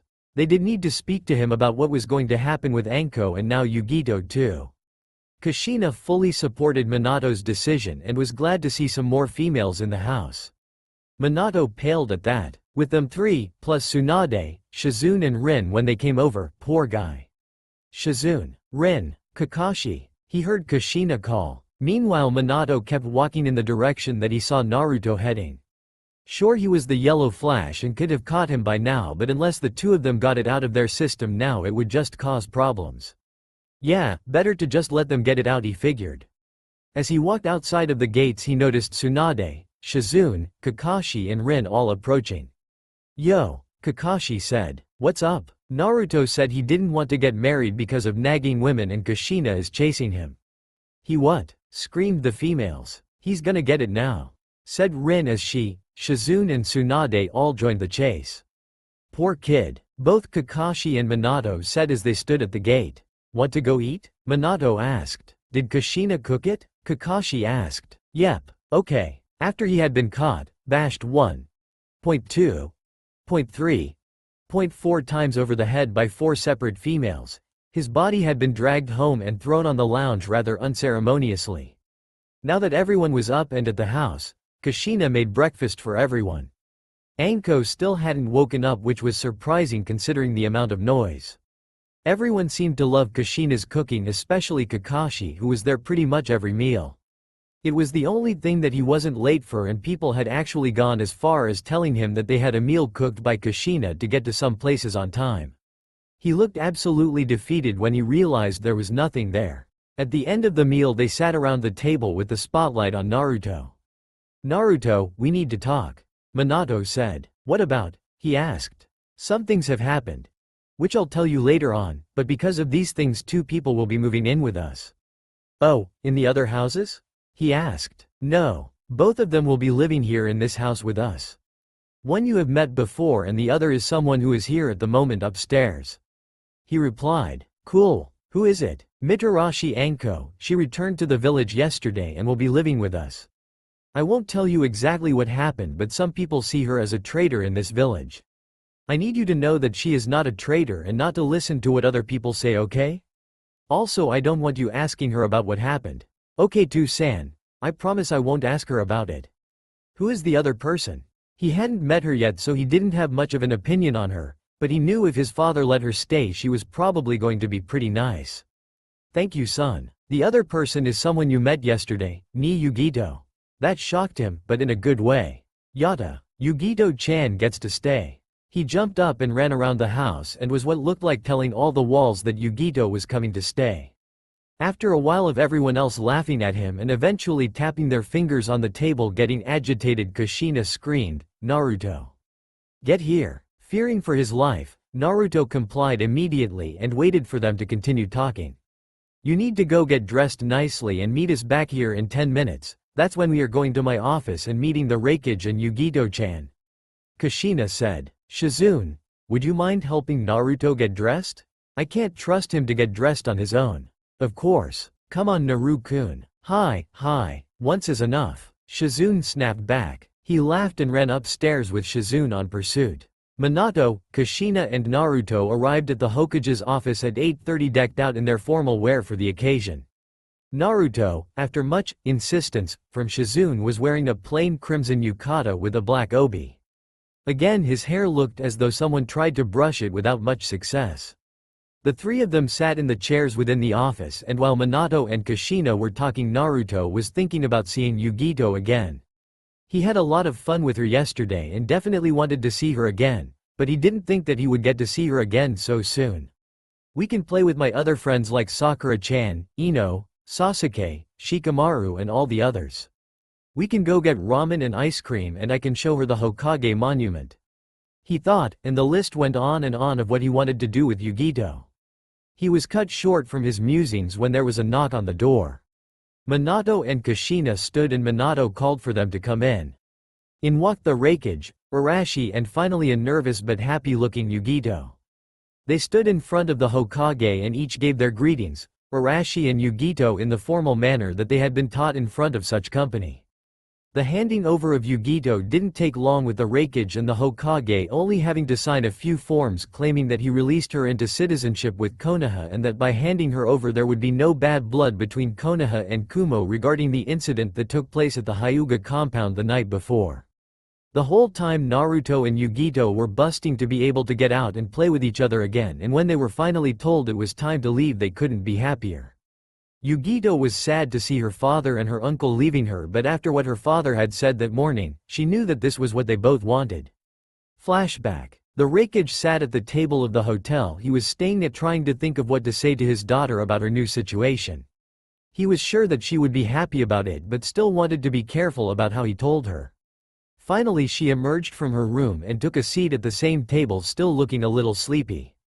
Yugito had a fair bit of stamina for her age, but it seemed as though yesterday was a big day for her and had really worn her out. At that time the Raikage knew that this was the best thing for her. There really wasn't much of a chance for her in Kumo. Not like there was in Konoha. "Yugito, there is something we need to speak about," he started. She nodded sleepily and he continued. "You're not happy, are you, in Kumo? I want you to be honest." She shook her head. "Not really, the people are mean and what I had to do for training, I don't like it, Tusama." She replied honestly. "I know and I'm truly sorry, Yugito-chan, I really didn't want it to happen like that." "I know," she replied. She noticed that her father tried to stop as much of what was happening as he could, but in Kumo it appeared as though the council carried even more power than the Raikage did and therefore was overruled. It was the wish of the council of Kumogakure that she was to be made into their weapon. Last night a Junin from Kumogakure tried to kidnap the Hyuga clan heir without my authorization. He was caught and because of this, we are forced to give something to excuse ourselves for his actions. Yugito-chan, I offered for you to stay in Konoha as reparations. I believe that you will have a better life here. Really, Tusama? Can I really stay here? Yes, you can really stay here. He replied happily. It wasn't often he saw his daughter display emotion and he was quite happy to see it. I want you to be happy and have a nice life here in Konoha. I'm just sorry that it isn't possible in Kumo. Yugito went and hugged her father in a rare display of emotion. Thank you, Oto-sama. Flashback end. After the meeting and seeing the Raikage and Arashi off, the four of them returned home to get Yugito settled in. When they finally arrived they noticed that Anko was finally up and exploring the house. Hello Anko-chan, Kushina said as they made their way inside. Anko spun around and looked at who was approaching. She noticed Minato and Kushina, and the little boy from the pictures downstairs which she gathered was their son. and along with them was another girl which she hadn't seen before.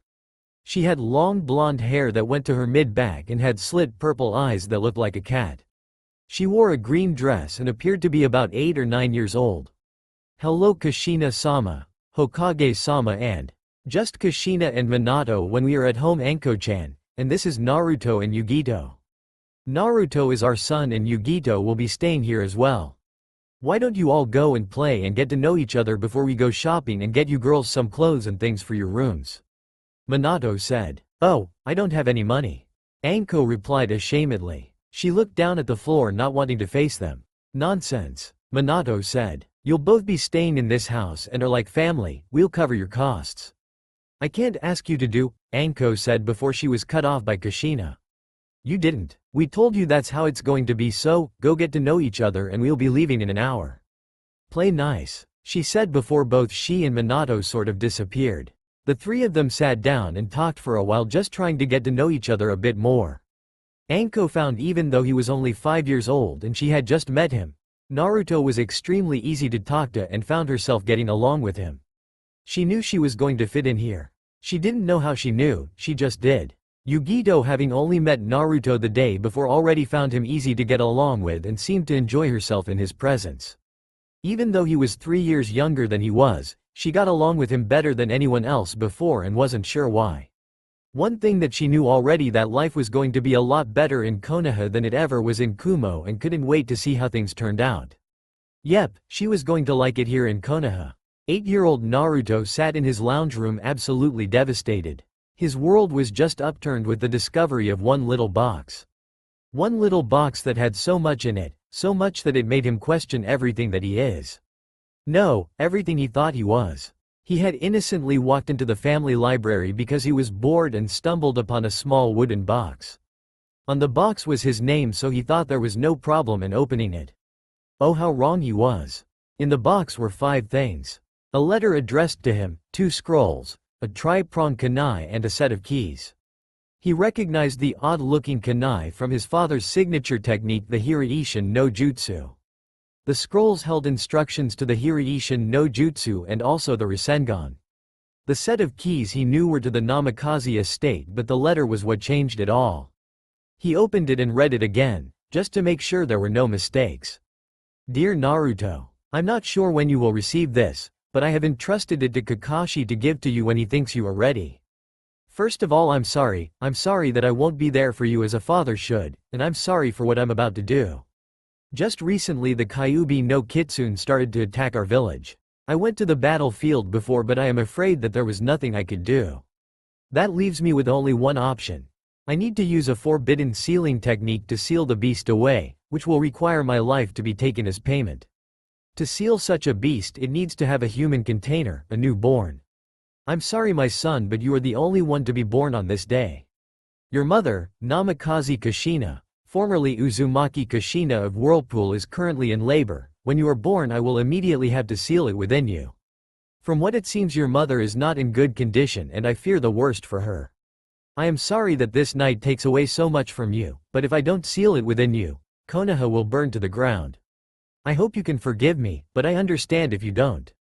I have left you instructions to 2 of my prized techniques, the Hiraishin no Jutsu and the Rasengan. While the instructions to the Rasengan are complete, I have left only half of the instructions for the Hiraishin. It is my hope that you can perhaps use the basis of the technique and surpass what even I have done with it. I know that this doesn't come close to making it up for not being there, but I hope it's a start. The last thing I give to you is the keys to the Namikaze compound. As it stands, you are the last of the Namikazes. Our fellow clansmen have all been victim to the Kyuubi this very night, and that leaves you as the sole heir. I know that one day you will grow into a fine man and an even finer shinobi. Know this. Whatever you do, your mother and I will be looking down on you and know that we are proud. P.S. I'm sure your mother would like to see a lot of grandchildren running around the old compound. Love, your father, Namikaze Minato. Once again his eyes were glistened with unshed tears threatening to fall down his face. He questioned if he himself was the Kyuubi, that perhaps because it was inside him that he was turning into the monster that had tried to destroy his home not so long ago. The one that was supposed to have killed his father and what had killed the other family members that he could have had. Why are people nice to me? He mentally questioned himself. People lost family and friends to it. Don't I just remind them of the demon? Does that make me a demon myself? He tried to look back on his life to see if there was anyone that was like that. He could recall a few occasions but nowhere near as many as he thought there should be. No, he felt that he deserved a lot worse. He wiped his face of his tears and stuffed everything back in the box. He wanted to keep what it contained, but he still needed to speak to his father. He needed to make sure there were no mistakes, and that what that letter had said was true. He picked up the box and stuffed it in his shirt, hoping it would be concealed enough until he got to his room. He quickly made his way out of the library and quietly moved to his room, trying not to draw attention to himself. He made it to his room and decided to leave to see his father. He should still be at the Hokage's tower at this time, so that's where he planned to go. He carefully hid the box and walked out of the room into the kitchen where Yugito was. Yugito settling into Konoha was quite easy, but a lot of people still saw her as an enemy after the last Shinobi War, and as such, many people treated her with hostility. The only person that she spoke to freely was Naruto. For some reason she felt a connection with Naruto, like she could feel safe. Not once had this feeling been disproved, so she decided to go with it. She would communicate with Minato, Kushina and Anko too, but to a lesser extent. They certainly made her feel comfortable, but it was just taking a little longer to adapt to the different circumstances than was expected. "Ohayo Naruto-kun, how are you this morning?" she asked. She was sitting at the breakfast bar eating some cereal. She was still wearing her purple cat pajamas, which consisted of a button-up shirt and long pants. Her blonde hair traveling between her shoulders and her mid-back combined, with her delicate features and purple slitted eyes, made her quite the looker in her age group. But due to being an outsider and some sort of an enemy, she was out of bounds to many. "Ohayo, Yugito-chan. I'm going to see Tu-san at his office in a moment," he replied as he pulled a carton of milk out of the fridge. "Oh, let me get dressed and I'll be right with you." Since she had arrived in Konoha, the two were inseparable.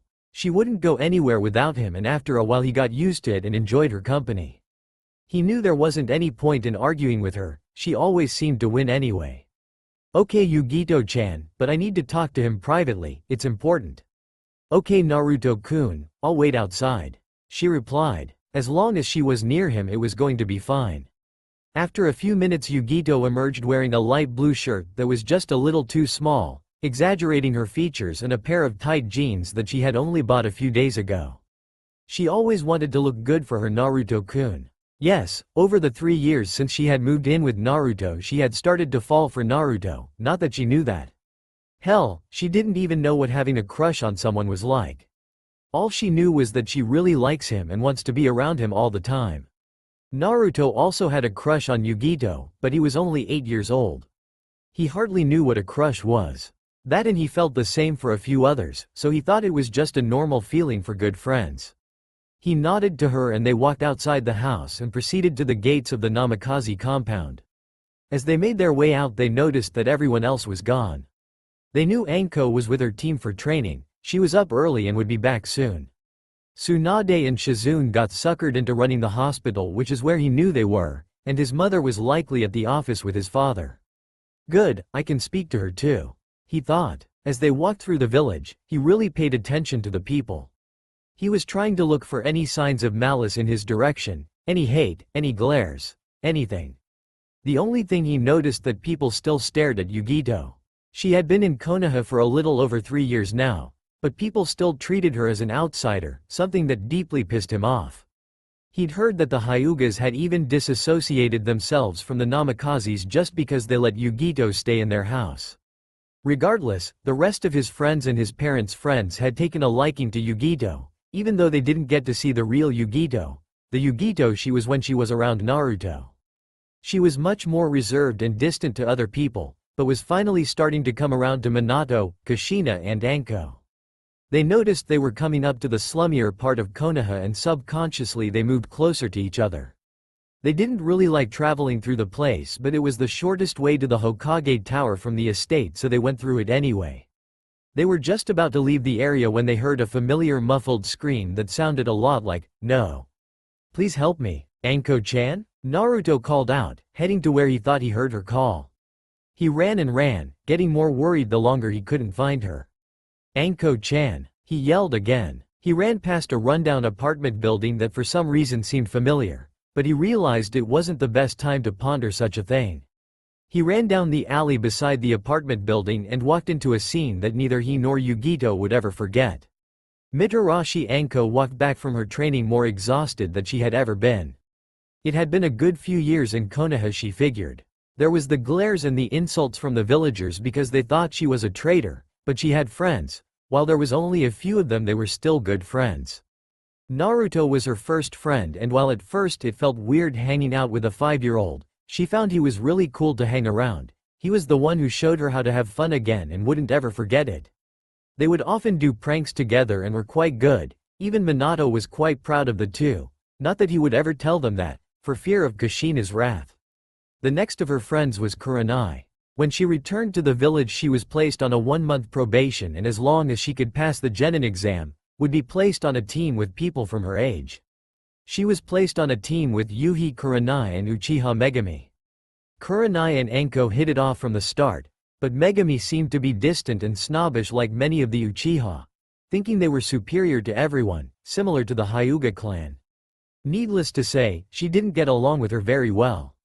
She was friendly with Yugito, but she wasn't close to her as she was to Naruto and Kurenai. She was so lost in her thoughts of her past few years that she didn't notice where she was walking. She finally took in her surroundings when she was surrounded by 5 chunin, at least 3 years her senior. She noticed she was in District 44, the slummiest area in Konoha, and feared the worst. Well boys, what do we have here? If it isn't the traitor in the flesh, what seemed to be the leader said before he was cut off by Anko. What do you want? She snapped. Well, that's not very nice now, is it? One of the others said. They moved in closer to her, pushing her down into an alley. She wasn't stupid. She knew that she couldn't defend herself against 5 chunin, much less in her current state. The one she assumed as the leader took another step forward and cupped her cheek. She quickly slapped it away and walked further back. Now she was really worried. She spat in his face and went to slap him. He caught her hand and twisted it around against her back and up against the wall of the alley. All of this was because people thought she was a traitor, because she was taken by that snake bastard. It was all his fault. Everything that had gone wrong in her life was, and if she got out of this alive, she would make sure that he got what he deserved. She started to scream when she felt someone cut her pants off. Help me, she screamed. She was desperate. Anything but this, not this. Help me. She thrashed and kicked wildly when her underwear was taken off. This was it. She was going to be raped in her own village, one that she had nothing but sworn to protect, and there wasn't anything she could do about it. No, please help me, she screamed again. The teens just sniggered and pushed her up against the wall as the leader pulled down his own pants and rapidly thrust it inside of her. Ah, she screamed as blood poured down her legs. She thought she could hear screams of Anko-chan, but thought she was delirious from the pain she was experiencing. The chunin just kept pulling in and out, ripping her apart. She screamed in pain and thrashed around while he and his friends just laughed at the pain of the traitor and tried to keep her still. That was the scene Naruto and Yugito were welcome to as they turned down the alley. Anko was sprawled against the wall, her face pushed against it, bleeding and facing them, showing them exactly how upset and distressed she was. Her eyes were closed as blood and tears were streaming down her face. She was only wearing her training bra and she was bruised and bloody all over. From what they could see, one of the men was pounding into the back of her, doing what they weren't exactly sure, but one thing they knew was she was being hurt. That was something he wasn't going to let sit. Let her go, he yelled. 4 of them turned to see the newcomers, while the man thrusting was preoccupied with his victim. Ha, the traitor, the outsider and the demon all in one place. The one closest to them said. They could tell they were all at least chunin level because of their vests and knew they were no match for them. Grab him, he said. Naruto, run. Anko screamed. She didn't want them hurt like what they were doing to her. Just go. Run. Not that they were going to, but before they got the chance to turn and run they were grabbed from behind, not giving them the chance to move. Let them go. Anko roared as she continuously got slammed into from behind. She was still screaming from the pain, but getting them out was more important to her than her own well-being. Naruto couldn't take it anymore. He was helpless while Anko was being hurt and God knows what else, and Yugito was being held up. He was angry, angrier than he ever had been before. He could hear Anko screaming in pain and for them to leave. He could hear Yugito struggling against her captor, and the sounds only fueled his rage. Suddenly Naruto was engulfed in a burst of red chakra. It settled down and formed a sort of bubbly cloak over his body.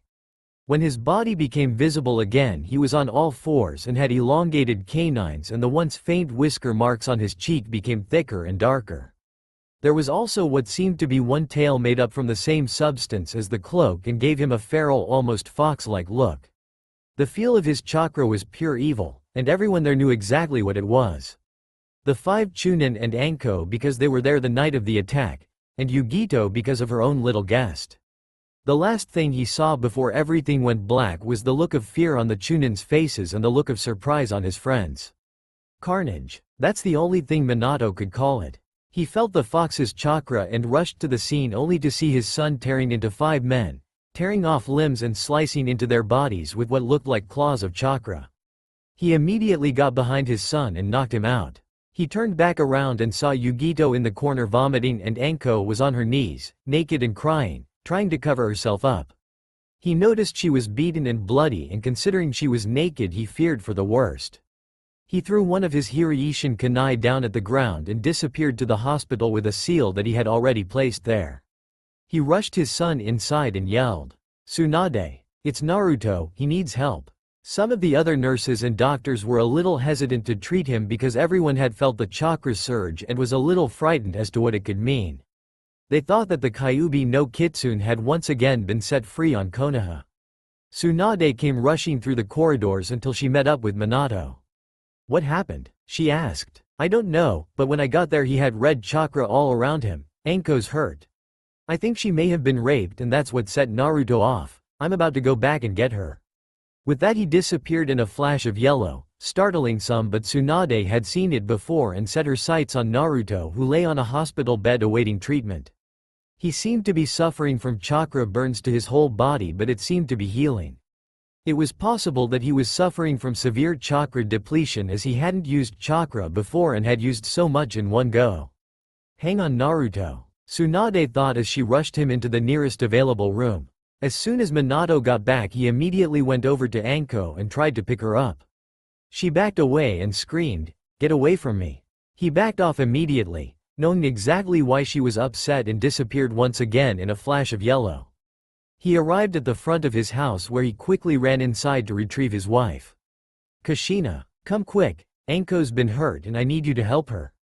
Kushina quickly ran down the stairs, but before she could ask what happened they disappeared in a flash of yellow and red. As soon as she arrived at the scene, she immediately went over to Anko and embraced her tightly. She got Minato's cloak off of him and wrapped it around her and brought her close. She was rubbing her hands through her hair trying to reassure it was going to be okay. Anko sat there grasping onto Kushina and sobbing into her chest. She tried to tell herself that she was safe, that Naruto had saved her. That there was nothing more to worry about.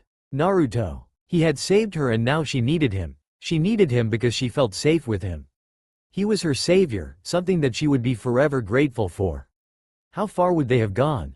Would they have stopped? Would she have survived? She tried not to think of it, but it was just too fresh, it was too strong and something she would never forget. She passed out from the pain, and when Kushina realized it was safe to do so, she called over Minato and had her take him to the hospital. While Minato took care of Anko, Kushina walked over to Yugito and took her into her arms and patted her back. "It's okay, Yugito, it's okay." "Kushina? Is Naruto and Anko alright?" "Yes, Yugito-chan. They're fine. Do you think you can tell me what happened?" she asked. Hesitantly Yugito nodded and began to tell Kushina what they had seen and then what Naruto had done. Flashback. 2 claws of what seemed to be made of chakra shot out of the cloak that was over Naruto. The claws immediately went for the men holding Yugito and Anko and smashed into them, knocking them out of the way, allowing Yugito and Anko to slump to the ground. The claws followed the men and impaled them right through the chest before pulling back out with the men's hearts in their grasp. The claws then sliced at their still and lifeless bodies, presumably for good measure. The other men had literally wet themselves. The killing intent being leaked from Naruto plus the scene of him easily killing their friends was enough to do that to them. They had regained their bearings slightly and attempted to run off. Naruto saw them trying to run and snickered. "Where do you think you're going?" he asked before proceeding to impale, slice and dice the 3 remaining men. Yugito had started to vomit, at which point Minato arrived and knocked his son out. Flashback end. Will they be alright? She asked. "I'm sure they will. Tsunade will make sure they're fine. You know that?" Kushina replied. She knew physically they would be alright. It was true. Tsunade would take care of that. But the mental damage done to the both of them, Anko especially, would take a long time to heal. That is if it ever was to heal. Minato arrived back at the hospital with a bloody and beaten Anko wrapped up in his robes. Some of the nurses and doctors looked at her and sneered. Serves the traitor right, a lot of them thought. However, a large burst of killing intent from Minato brought them back around. "Get her a bed now," he roared. They immediately ran to get her a bed and to get her seen.